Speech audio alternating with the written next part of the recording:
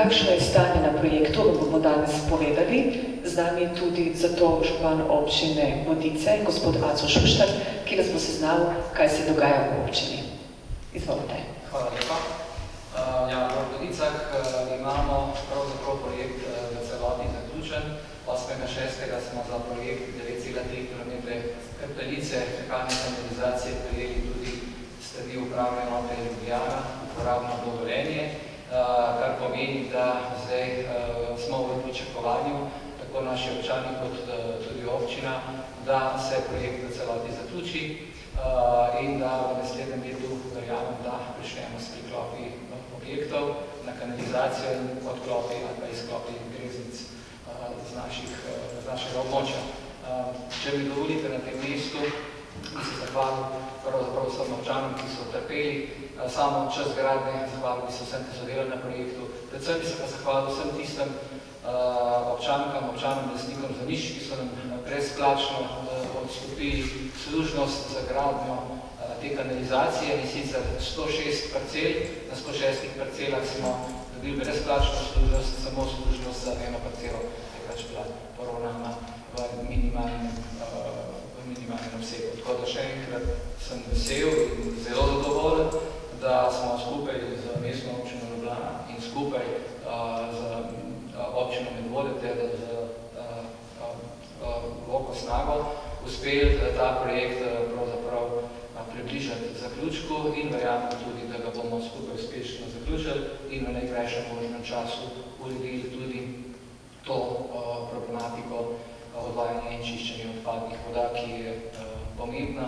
Vemo, da je to največji okoljski projekt v Sloveniji in veselim se pravzaprav zaključka in otvoritve izgradnje kanalizacije tudi v mestni občini Ljubljana. Hvala. Hvala vam lepa. Naprej predajam besedo našemu direktorju javnega podjetja Voka Snaga, Krištofu Mlakarju, ki vas bo tudi seznanil z nekaterimi novostmi. Izvoli, Krištof. Hvala lepa. Torej, kaj je aktualnega na projektu, na delu kohezijskega projekta, ki se nanaša na izgradnjo zbiralnika C0.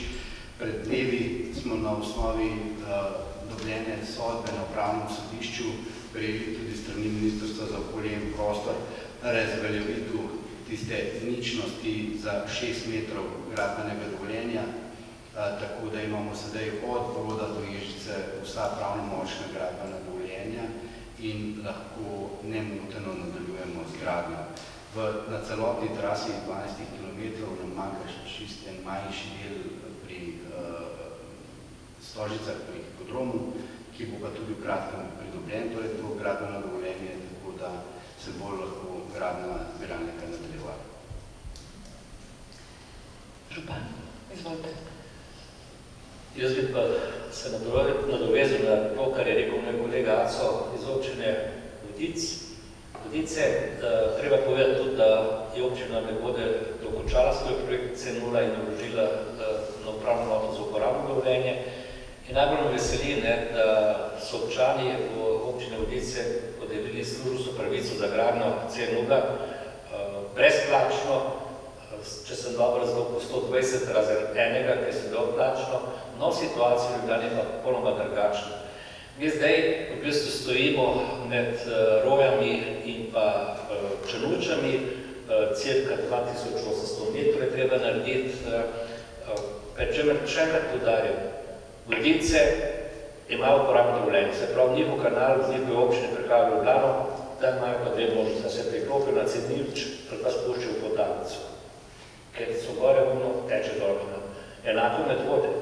S tem končanjem projekta v teh dveh občinah, ko kar je končano, ko se bo priklopili, zapirajo 1900 greznic, ki vse spuščajo spet v podalnico. V Ljubljani jih bomo zaprli še 4500. V Ljubljani, konkretno naš potencialno največji projekt za Stamežiče, brez tega C0 ne bomo graditi.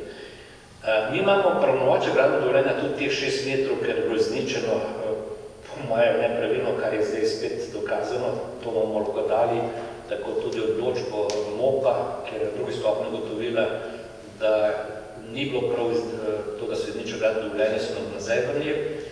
In mi imamo zdaj v bistvu ta del, ki ga dajemo v kineto zaradi dodatne varnosti.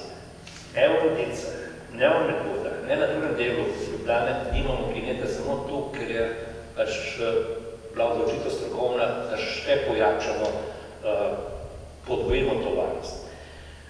Glede na to, da imamo gradbeno dovoljenje za cel pas, to je ta 5 metrov zaščitne, ali smo lastniki zemljišča, ali smo pa dobili služnost odplačno, mi potrebujemo še na vsaki strani po 5 metrov delovnega pasu za rok 2 meseca, ko delamo. Se pravi, če pridemo nekje, grejo s projekt, iščemo ta delovni pas, kjer so 60% že lastniki podpisali, 40% pa razlaščamo.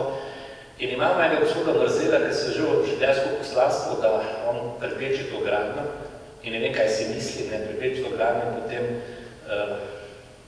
po mojem država Slovenija, ki je tudi investitor z 12 milijoni, ne enako, kot je bom rekel Evropska unija z 69, hodi od enega do drugega lastnika in ker se strokovno ne more pritožiti, ker ne more se naprej pritožiti, zdaj uporabljajo tiste druge možnosti, da poskušajo izločiti referenta, da poskušajo izločiti načelnika upravne enote. Vejo, da ne bo uspeli, ampak po njegovi izjavi pač on bo ta projekt zadržal, kar je možno.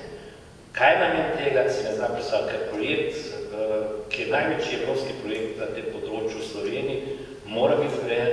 Mi bomo s tem projektom pripeljali do tega, da bomo imeli v Ljubljani 98% vseh objektov na kanalizaciji, pred 15 leti smo imeli samo 68%, tako da včasih te zlobe posameznikom ne razumem.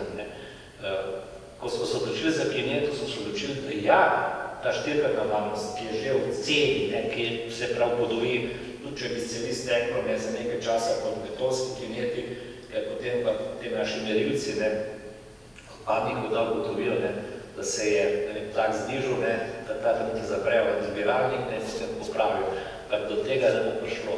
Tako da pravim, zdaj smo v neki čudni fazi, mi moramo dobiti po 200 metrov zemljišča obveznega na ta delovni pas in potem moramo ta pas, ko začnemo delati v roku 2 mesecev, zaključiti torej prvotno stanje. Pričem je razlika, te parcele so vse ozke. Dolge oske, 10-20 metrov. Se pravi, čim je en greni zraven, moramo čakati, da tega dobimo in po predvajanju nekaterih lastnikov zemljišča in gospod Mrzel enega ko enega obiskuje, nekaj prepričuje, ne se pritoži na referenta, ne se pritoži na načelnika in te to vzame vsaka taka pritožba vzame približno mesec dni. Ampak jaz sem optimist, računam, da bomo konec drugega meseca začeli delati naprej, še ta kanal Črnuč proti Rojam. Mi imamo to karto narisano, katere parcele manjkajo, tako da poskušamo to urediti. Jaz samo upam, da bojo tudi na Ministrstvu za okolje in prostor te pritožbe hitro reševali. So pa vse po istem kompitu, tako da nekaj za razmišljati. Toliko je v tem, kar sem še hotel jaz povedati.